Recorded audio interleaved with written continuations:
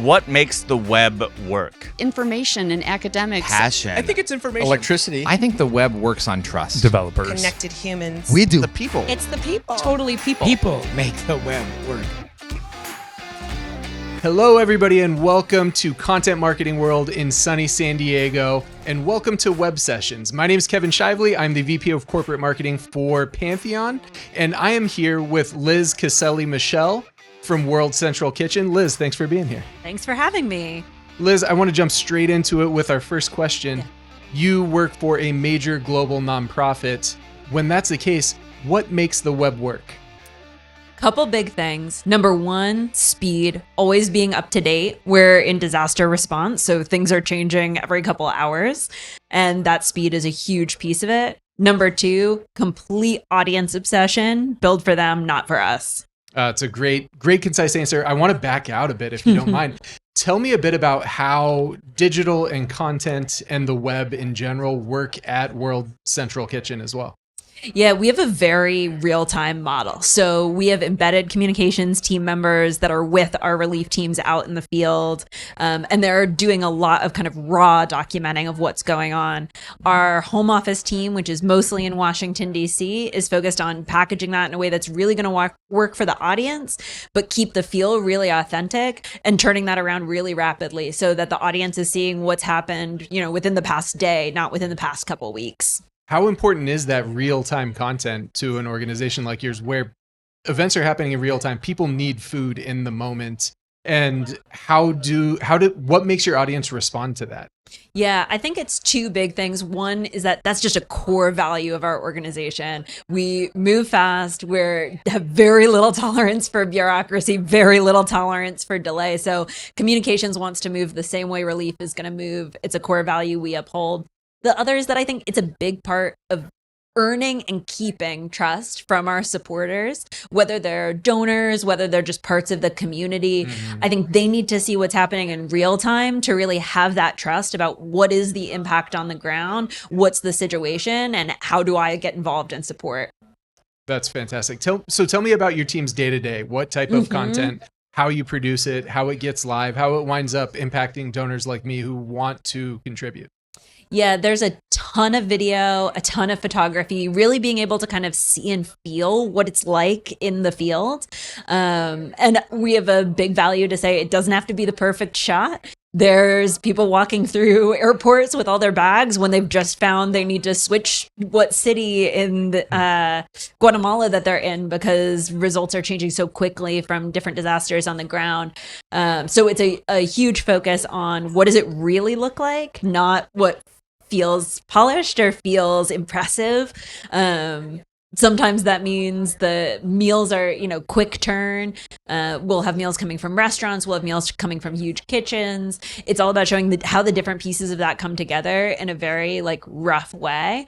And so often we'll find what the audience might respond to the most might be someone walking through the airport with all their bags on their back, more than that perfect, gorgeous shot of foreground and background is that lovely food service. We want to show those meals. We want to show what those environments are like, but people are really here for the journey. They want to see what's really going on, and they don't want to wait until things are perfect. They want to know what's happening while we're still figuring it out. So how do you do that in real time, figure that stuff out? So when you talk about a disaster hitting, you have to be ready at all times. How do you operationalize a digital content team to be ready for that? Yeah, we have something as an organization we talk about as core, like a Peace Corps, but we have a relief corps that's based in different places around the world that might be responding in their local region. We also have a comms corps. So we have folks that we'll call on. There are some areas that unfortunately are going to get consistently hit with disasters year after year, like in hurricane season. We know who we're going to call to embed with those teams and really move with them to support the work and to document what's happening. So a lot of it really leans on local and regional partners that step in and work directly with the relief team. We're really their support system to then do that last mile of everything they're documenting. How does that get organized, packaged out to audiences that are going to care about them the most? But often that real ground outbound communications work is being done by someone in the community. That is really cool. So a reserve corps that's ready to go Totally. at a moment's notice. Yeah. That's a great structure. So what are the most effective channels when it comes to driving broad scale donations like you do? Yeah, it can really vary. And we have a lot of partners that support and kind of help make that bigger. So social media is huge for us. I would say especially something that's really visually pulls you in, like a Instagram or a TikTok, is somewhere that people can really come along on that whole journey. Those are really strong channels for us. Web is also really important because it's somewhere that people can always find the latest information no matter what pace the algorithm's moving. And it's something where people can always dig into some of the responses that matter the most to them, which may not be what's getting covered the most in the media, but they'll be able to find what is really going on in the ground right now in Pakistan, even though that's something in a crowded news environment that might not be getting covered other places. So I think web is really important for us in a different way, and having that deep relationship and that trust and transparency of people always able to find the information that they need. Yeah, I bet. I'd be remiss if I didn't ask more questions about the web. When we think about how the world has changed all around us with SEO changing and AI, I'm assuming that impacts your ability to reach people and how you do it in different ways. What are some of the biggest changes that you've seen and some of the opportunities that you've seen come out of that as well? That's a great question. I'm cautiously optimistic. I would say so far we've really had a great experience with the role that folks moving a lot of searching into large language models has had on how they find information about our organization. So one thing that I was sharing already this week is I was looking for a specific team member, Delphine, who's been on a lot of responses with us. And I was just looking for her full name. I had only ever called her by her first name. So I was Googling Delphine, World Central Kitchen. And actually the generative answer that came up top of the search was about the work that she was doing on the ground that day in Myanmar, because it was already pulling from an Instagram story that we had updated. And so something like that I see as a real opportunity when people are looking, how do I help a new place? What do I need to know about kind of, is World Central Kitchen serving in Gaza? Is what we've found is that the content we have on web actually has been pulling through really well in a lot of those generative environments. And that's certainly something we're going to need to stay on top of and stay ahead of. But I'm really proud of the team because I think it's reflective of their commitment to answer the audience's real questions. And I hope that this continues to be true for our experience with AI, is that AI is really finding that quality of true, incredible answers and using that to pull through. So we've been lucky so far. We found that it's a positive contributor on traffic. We found it's not taking away from online donations. That's always vulnerable. We want to stay on top of it. But I think the work that the teams put in to really having quality content and quality audience experiences is still there and just coming through in a new way for folks who are asking questions on the AI side. Fantastic. Okay, I got one more question I'm going to put you on the spot with here. We talked before we sat down here. You have a corporate background. What are some of the lessons from World Central Kitchen and just the nonprofit world and the speed at which you operate that you would give advice to folks on the corporate side for? Ooh, that's a great question. And I am a huge believer that there's so much nonprofit can learn from what private sector and corporate and DTC have gotten really good at, that nonprofit really needs to catch up. There's also so much that corporate can learn from how nonprofit works. And I would say the two big things are having the confidence to really produce emotionally resonant content. That's kind of a given for nonprofits because they work typically in spaces that are really connective, but it's something that nonprofits also tend to do with very little fear. And on the brand side, you're always kind of worried about being too emotional or too resonant. You don't want to be cringy. And sometimes you kind of run to the middle as opposed to doing something bold that could really connect. The other thing is, if you had to get it published in 2 hours from idea to publish, you can. We put a lot of barriers for ourselves in between, and some of those may be worth that trade-off. But it's worth pulling back and really asking, what would you have to do in your process to be able to publish in a really short amount of time, and see how much of that you can replicate while still taking a responsible approach to risk and still honoring the different parts of your organization, because It's certainly a lot longer than it needs to be in many corporate environments. And often when I tell people that we have an expectation that when we're starting a response, we publish within 2 hours, it's shocking to them. They can't imagine how they would do it if they had to. And you really can if you build the system for that, you prioritize speed. But it does take having a patience for the imperfect. And it does take having a lot of trust between different parts of the team. So I would say being able to kind of aim for that on the corporate and brand side, you don't have to get all the way there, but to take that challenge a bit to say, could we publish if we really had to in this amount of time? What would it look like? Because you can. Yeah. When we talk about the human side of the internet and you talk about building that trust, what are some of the things that it takes to get there?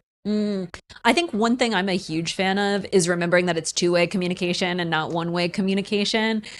So it's typical that we're always focused on the message we want to put out. We typically put way fewer resources into listening or responding in a two-way environment. But the comment sections, it can be toxic in some places. It's also super valuable. I think a credible response to a question will often travel so much farther than a proactive message because you're meeting somebody where their need is.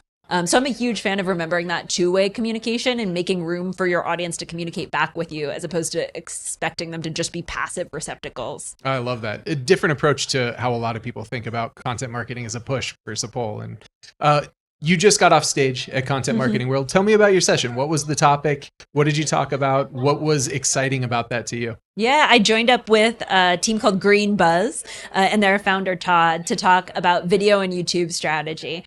So we wanted to really put together some of the nuts and bolts of building a strong YouTube presence with what does that mean for how you package content for audiences and meet them where they're at. So a lot of my focus was on how do you create really personalized pathways. I like to use choose your own adventure because that's a favorite childhood book memory. Same. And create a choose your own campaign adventure so that when we're creating content, we don't have a huge range of messages. We have a few clear messages, but we can package in a lot of ways so that people can really get the packaging that's going to work the best for them. Not because we know they're Gen Z or we know they're East Coast but really letting their behavior put them on the journey that's going to be the most effective for them. They may be Gen Z, but be really responding to a content format that we designed for older audiences.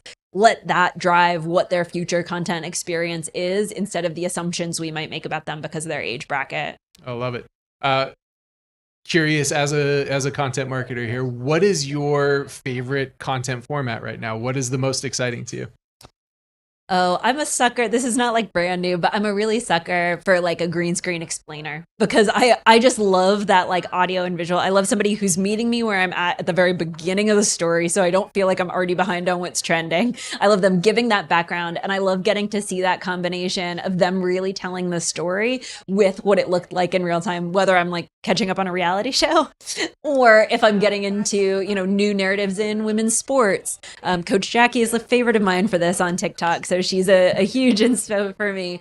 So I think that's a format that I love because it really brings me along and makes me feel really connected to the speaker. Yeah, it brings you along and it makes it feel almost unpolished, like you're in their living room with them doing this while you get the content experience behind them. That's great. I'll say this is something we're experimenting with more and more to kind of tell the story of our responses. I was on an island response on Mayotte, and I will say the visual that people responded to the most in my green screen was of our sleeping bags on a porch. That was where we stayed the first night. And I took that only for my parents.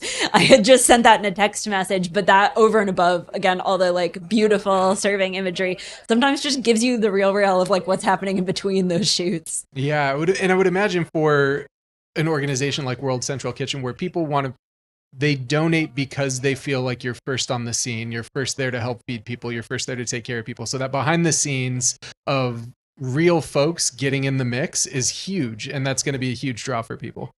I hope so. I think that we have a really supportive community, and it's exciting because they really get it. They really get what we're doing and why it's so important that we're serving, an hour after a hurricane and not the next day, that we take seriously the needs of the people we're serving. And we don't act like, oh, they can wait until we're ready. we need to go before we're ready because that's when the need is there.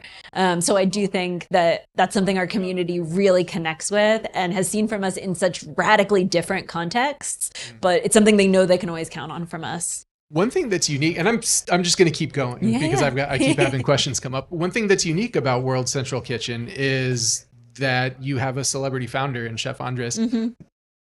What is that experience like? How has it been both leveraging his personality and using that within the context of a broader marketing organization? I think Chef Jose Andres gives us all a really good North Star because he'll be the first one to push. If he thinks something's taking too long, if he thinks, something's getting too bureaucratic, he'll be the first one to say, people are hungry now. We're not going to wait to figure this out.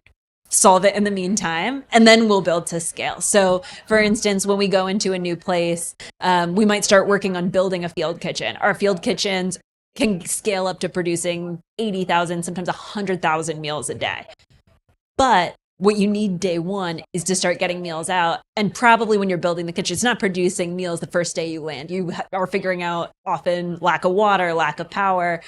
So what we do first is partner with local restaurants who will often have functional or partly functional kitchens, will maybe have stock. It depends on, how they've been hit. They'll also, chefs are often like the unofficial mayors of their community, and they will be problem solving like crazy.